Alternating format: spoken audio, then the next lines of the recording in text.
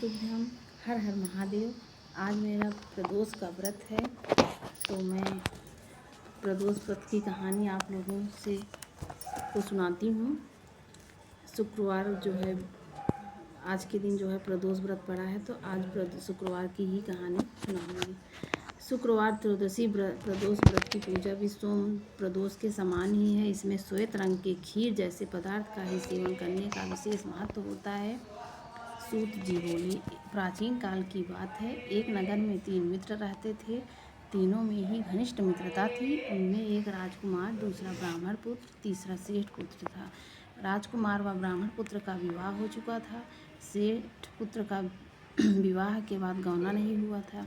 एक दिन तीनों मित्र आपस में स्त्रियों की चर्चा कर रहे थे। ब्राह्मण पुत्र ने नारियों की प्रशंसा करते हुए कहा कि नारीहीन घर भूतों का डेरा होता है। सेठ पुत्र ने यह वचन सुनकर अपनी पत्नी लाने का तुरंत निश्चय किया। सेठ पुत्र अपने घर गया और माता पिता से अपना निश्चय बताया। उन्होंने बेटे से कहा कि शुक्र देवता डूबे हुए हैं। इन दिनों बहू बेटियों को उनके घर से विदा कर लाना शुभ नहीं, अतः सूर्योदय के बाद तुम अपनी पत्नी को विदा करा लाना। सेठ पुत्र अपनी जिद से टस से मस नहीं हुआ। वह अपने ससुराल जा पहुंचा। सास ससुर को उसके इरादे का पता चला। उन्होंने इसको समझाने की कोशिश की, किंतु वह नहीं माना। उन्हें विवश हो अपनी कन्या को विदा करना पड़ा। ससुराल से विदा होकर पति पत्नी नगर से बाहर निकले ही थे कि उनकी बैलगाड़ी का पहिया टूट गया और एक बैल की टांग टूट गई। पत्नी को भी काफ़ी चोट आई। सेठ पुत्र ने आगे चलने का प्रयत्न जारी रखा। तभी डाकुओं से भेंट हो गई और वे धन लूट कर ले गए।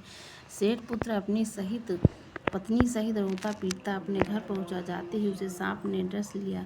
उसके पिता ने वैद्यों को बुलाया। उन्होंने देखने के बाद घोषणा की कि सेठ पुत्र 3 दिन में मर जाएगा।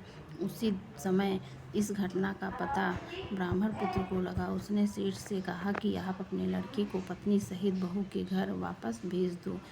यह सारी बाधाएं इसलिए आई हैं कि आपका पुत्र शुक्रास्त में पत्नी विदा करा लाया है। यदि वह वहाँ पहुँच जाएगा तो बच जाएगा। सेठ को ब्राह्मण पुत्र की बात जच गई और अपने पुत्र वधू को वापस लौटा दिया। वहाँ पहुँचते ही सेठ पुत्र की हालत ठीक होने आरंभ हो गई।